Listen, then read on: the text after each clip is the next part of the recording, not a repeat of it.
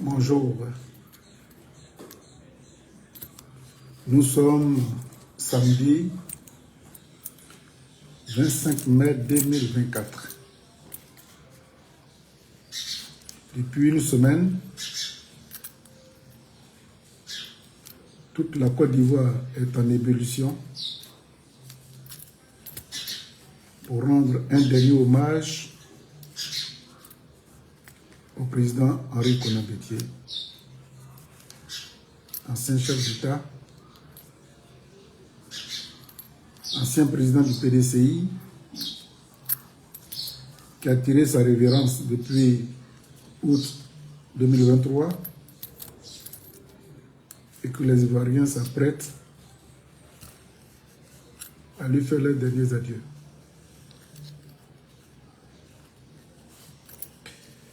Nous étions en 2000. Après le coup d'État, les mouvements de soutien au président Bédié pour son accession au pouvoir ne faiblissaient pas. Nous avions, des amis et moi, créé l'Association internationale des bédiéistes de Côte d'Ivoire, ABC, dont le président était Pierre Assouma de Tongoudi. Et il y avait le CNB aussi. Il y en avait plein. Monsieur Jean-Noël Loukou, qui est actuel directeur général de la Fondation Félix Houphouët-Boigny de Yamoussoukro, était le directeur du cabinet du président Henri Konan Bédié. Tellement que nous battions le pavé de notre jeunesse avec la fougue politique. Il ne s'est passé aucun week-end où nous ne nous rendions sur toute l'étendue de Côte d'Ivoire pour parler de l'homme Bédié, de la chance que la Côte d'Ivoire avait de l'avoir comme président et de nous mobiliser tous autour de lui. C'est comme ça qu'un matin, notre téléphone sonne, Pierre Assouma et moi. J'étais le secrétaire général de cette association qui portait le nom du président Henri Konan Bédié. C'est un témoignage que je rends. Viviane, ah bon, tu es là? Bonjour. Et donc le téléphone sonne et nous sommes convoqués à la présidence de la République. Le cœur tremblant, battant à la chamade, on se retrouve devant M. Jean-Noël Loukou, qui était porteur d'un message du président Henri Konan Bédié à notre endroit. Et ce message, je vous en donne le contenu. Le président Bédié m'a chargé de vous convoquer parce que Gervais Kakou, qui est l'ambassadeur à la mission permanente de l'ONU à New York, depuis qu'il est venu au pouvoir, les opposants l'empêchent de travailler. Donc, on a réfléchi. Le président Bédié m'a chargé de vous convoquer afin de vous proposer de vous rendre aux États-Unis pour aider Gervais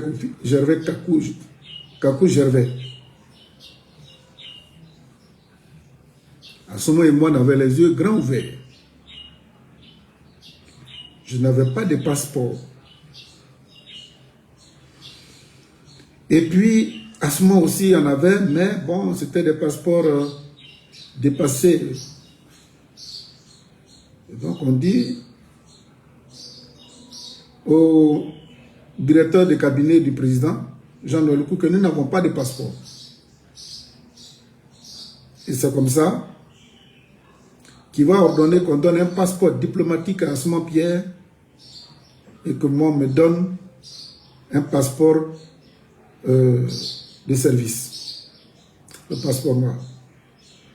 Je vous parle des années justes après l'avènement du président Bédié. Quand le président en fait était mort et que nous étions enfin en train de faire la promotion de l'article 11 pour qu'il reste président de la République de Côte d'Ivoire.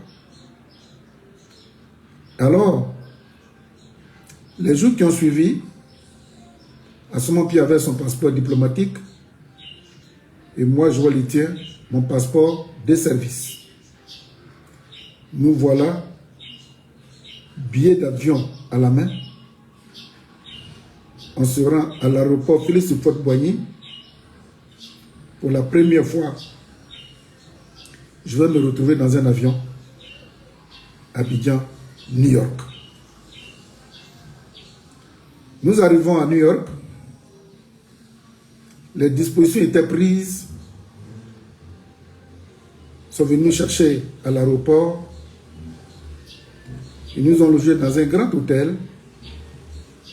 Et les jours qui ont suivi, nous avons convoqué une grande réunion au cours de laquelle les opposants turbulents étaient associés.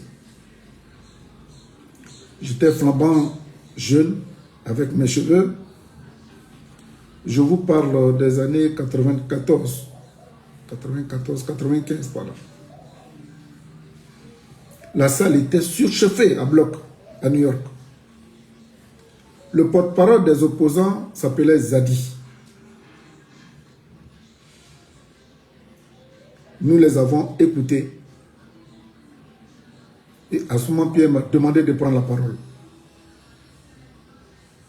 J'ai pris cette parole. Au sortir de là, je vous avoue, le feu a été éteint. Et l'ambassadeur Gervais Kakou, il est encore là. Il nous a félicités. Donc quand on a fini, on voudrait rentrer. Et puis j'ai dit, ben, au fait, Assouman Pierre, je ne savais jamais qu'un jour je pouvais fouler le sol américain. Je voudrais rester ici et puis me mettre au service de la mission permanente de l'ONU. Voilà comment Joël Etienne va débuter son aventure. Assouman me laisse à New York et il rentre. Donc, à l'ONU, il y avait une radio et les Africains se sont battus pour qu'on installe même une chaîne de télévision panafricaine à l'ONU. Le nom de l'Ivoirien, ça m'échappe un tout petit peu. C'est un jeune très bien. Quand il a entendu parler de moi, il dit, frère, viens, nous allons travailler à l'ONU, à la radio, comme à la télé. Ok. Il est venu à Abidjan pour se marier. Il allait dans son village, je crois un mercredi. Il a passé tout le temps avec ses parents. Le vendredi, il rentrait sur Abidjan parce que le samedi qui suivait, c'était son mariage. Notre ami a fait un accident qui l'avait emporté.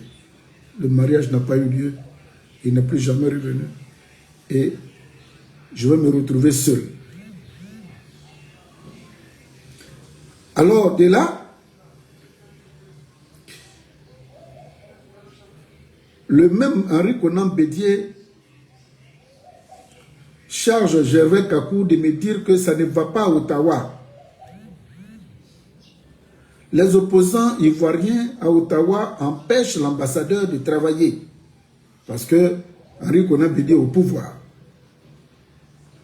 On demande à Joël Etienne de descendre sur Abidjan. Je descends sur Abidjan. Assouman Pierre et moi, on se rend à nouveau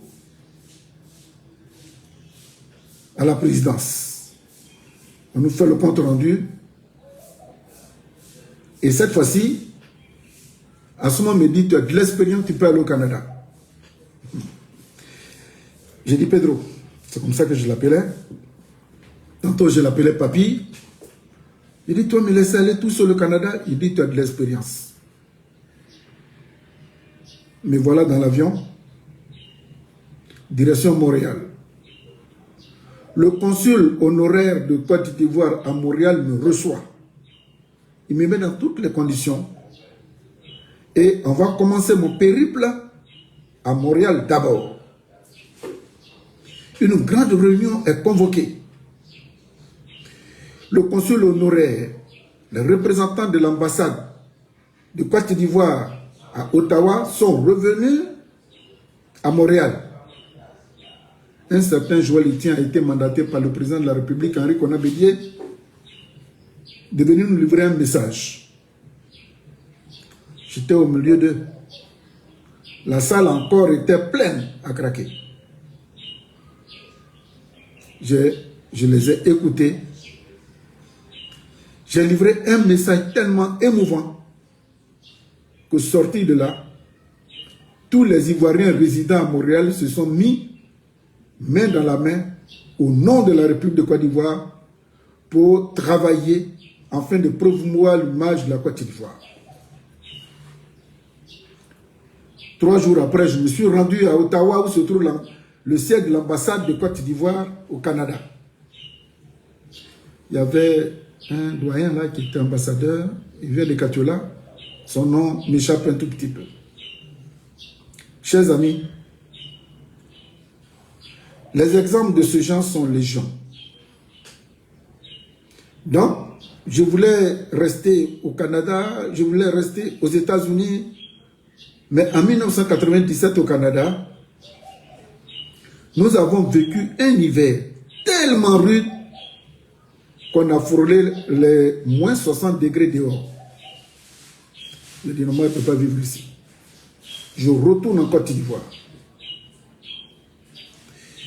Et puis j'ai dit, bon, écoute, à ce moment, moi je vais quitter la Côte d'Ivoire. Je vais me mettre au service du pays, mais pas en étant sur le territoire ivoirien. C'est comme ça que le 18 août 1998, à bord de la compagnie Air Bruxelles, Bruxelles Airlines, je me retrouve à Bruxelles, Bruxelles-Paris. 98. J'informe alors le ministre, comment il s'appelle déjà?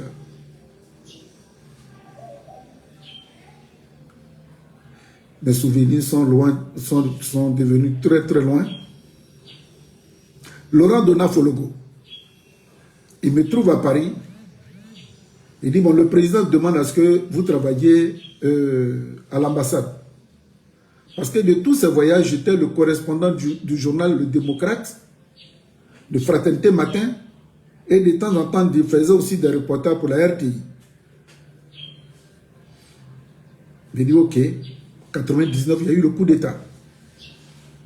Mais ce que j'oubliais de vous dire, c'est que Gervais Kakou, qui était à la mission permanente de l'ONU, a été affecté à Paris. Et quand il m'a vu, il dit, enfin, Etienne, viens, nous allons travailler ensemble. Et puis, c'est là, avec l'ambassadeur Gervais Kakou, que je vais découvrir l'organisation parfaite des Atiers en France, regroupée au sein d'une confédération qu'ils appelaient à l'époque la CARAF. Bon bref, je vous épargne tous ces détails. Alors un jour, j'étais là, et puis le représentant du CNB France, il s'appelle Jean-Baptiste Defou. Il se reconnaîtra. Parce que quand je suis arrivé en France, en ma qualité de secrétaire général de l'Association internationale des BDI de Côte d'Ivoire, je me suis forcé de prendre contact avec tous les organismes qui faisaient la promotion politique du président pour rajouter cette promotion à la promotion du PDCI-RDA. Donc, Dofou et moi, on est devenus de grands amis. Le président Bédier rentre à Paris après le coup d'État.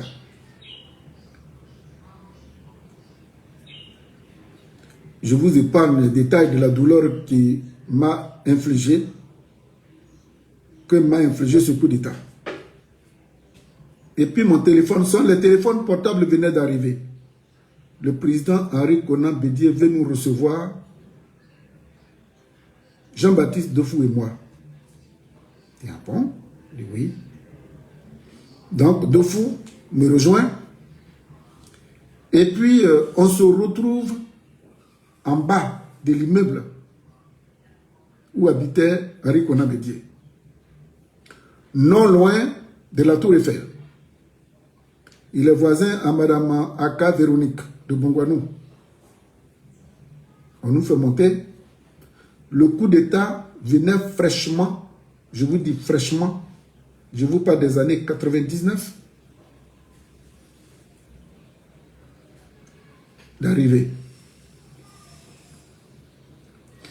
Nous montons, nous trouvons le président Henri Konan Bédié.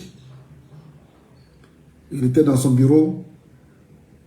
Ce jour, je me rappelle, il était habillé en chemise blanche avec des bretelles. Et donc, quand nous sommes arrivés, il était en train de tirer sur la bretelle comme ça. Il dit, mes enfants, asseyez-vous. Comment vous allez? Quand on a fini, sincèrement, moi j'avais pris contact avec des structures qui étaient capables de nous aider à ramener de force le président Bédié au pouvoir. Quand j'ai fini de lui faire la démonstration, il dit non. Ils n'ont pas eu besoin de moi, ce n'est pas la peine que je retourne avec la force pour que mes compatriotes ivoiriens meurent. Ils m'ont chassé, ce n'est pas grave. Laissez. On va laisser le temps faire son travail. Donc après les échanges, on a demandé à rentrer. Lorsque nous nous sommes levés, il dit, attendez. Il est rentré quelque part, il ressort avec une petite enveloppe. Il me révèle l'enveloppe et il nous dit au revoir. L'ascenseur, pour ceux qui connaissent à Paris, le domicile, qui sont allés un jour au domicile du président Bédié, l'ascenseur est tellement petit que ça ne peut pas prendre au-delà de 3 personnes. C'était la première fois que le président Bédié et nous, on s'asseyait comme ça pour parler. Autrefois, c'était par personne interposée. On descend, on ouvre l'enveloppe. Il y avait 10 000 francs français. Je vous parle des années 1999. 99. Bédié venait de nous remettre une enveloppe de 10 000 francs français. Je donne 5 000 francs à Defou, Jean-Baptiste, et je garde les 5 000 autres. Voilà le petit témoignage que je voudrais vous faire. Et pourquoi je fais ce témoignage-là? J'ai écouté le témoignage, l'hommage, l'oraison de Tidiam Thiam hier sur le parvis de l'hôtel de la présidence de la République. Un message émouvant, extraordinaire, historique. Là-dedans, j'ai gardé en mémoire une citation d'un auteur qui l'a cité.